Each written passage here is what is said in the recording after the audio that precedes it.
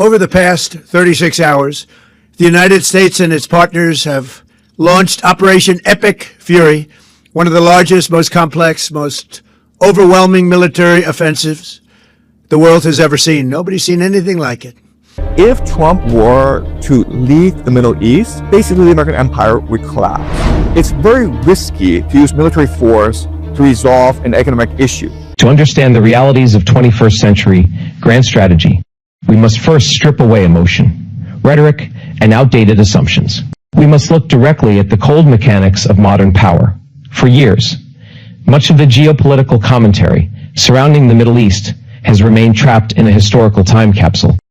Analysts, such as Jiang Xueqin, continue to interpret the region through the lens of the 2003 Iraq War.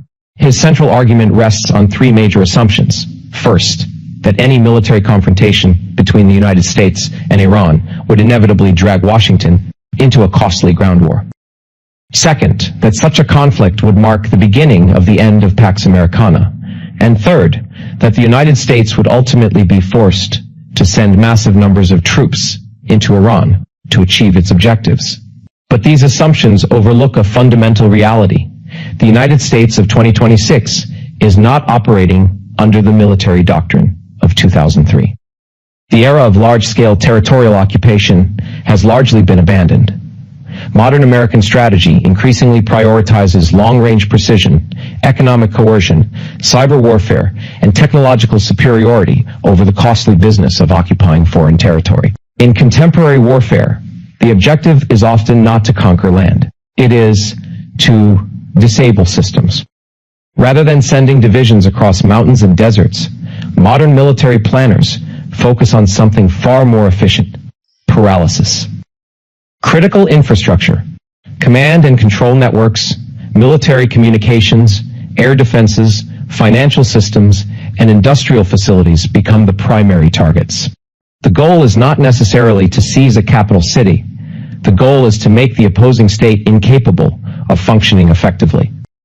The United States maintains overwhelming advantages in the air domain, in cyber capabilities, and in precision strike technology. Stealth aircraft, cruise missiles, advanced drones, electronic warfare platforms, and cyber operations allow military pressure to be applied from great distances. From this perspective, the nightmare scenario of a massive American ground invasion becomes far less convincing. Modern conflicts are increasingly determined by who can disable the enemy's nervous system first, not by who can occupy the most territory. Jiang's second major claim is that a confrontation with Iran would signal the collapse of Pax Americana. Yet, this argument overlooks perhaps the most powerful instrument of American influence: the global financial system. In the 21st century, power is not measured solely by aircraft carriers and military bases. It is also measured by control over financial networks, reserve currencies, payment systems, and international capital flows. The United States occupies a uniquely powerful position in this architecture. One of the clearest examples is the use of secondary sanctions. Through these mechanisms, Washington can present corporations, banks, and governments around the world with a simple choice: maintain access to the American financial system and dollar-based transactions, or continue doing business with a sanctioned entity. For most international firms, the decision is obvious. The economic incentives overwhelmingly favor remaining connected to the world's largest financial ecosystem. This dynamic became visible during previous sanctions campaigns against Iran. Even countries and corporations that disagreed politically with Washington often adjusted their behavior because access to global dollar clearing systems remained indispensable. Whether one agrees with this policy or not, it demonstrates a crucial reality. American influence extends far beyond military power. Financial leverage has become one of the most important pillars of modern statecraft. Rather than indicating the collapse of Pax Americana, the effectiveness of these tools suggests that American influence has evolved into a more complex and less visible form. Jiang's third major error may be the most significant. He treats the Iranian theater as an isolated regional conflict. But major powers rarely view strategic challenges in isolation. For Washington, developments in the Middle East are often connected to broader competitions involving China and Russia. Iran occupies a strategically important position within global energy networks. Its location near the Strait of Hormuz places it close to one of the most critical maritime choke points on Earth. Any disruption in this region can affect energy prices, shipping routes, and industrial supply chains worldwide. China, as one of the world's largest energy consumers, has a strong interest in stable access to Middle Eastern energy resources. This creates strategic calculations that extend far beyond Tehran itself. At the same time, Iran has developed important partnerships with Russia.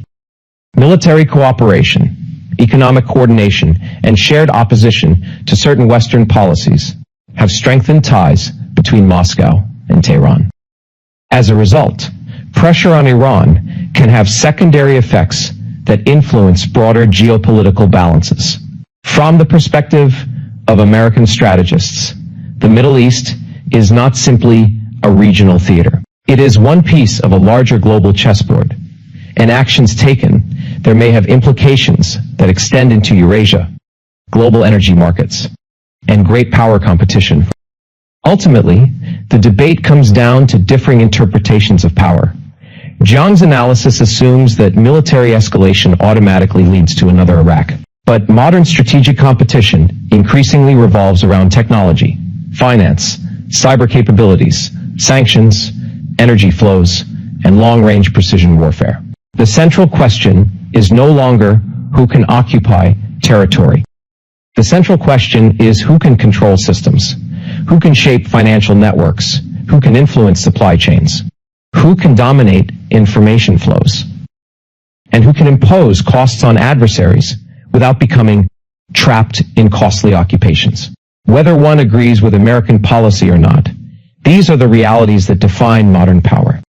The world of 2026 operates according to very different rules than the world of 2003. And any serious analysis must begin by recognizing that transformation.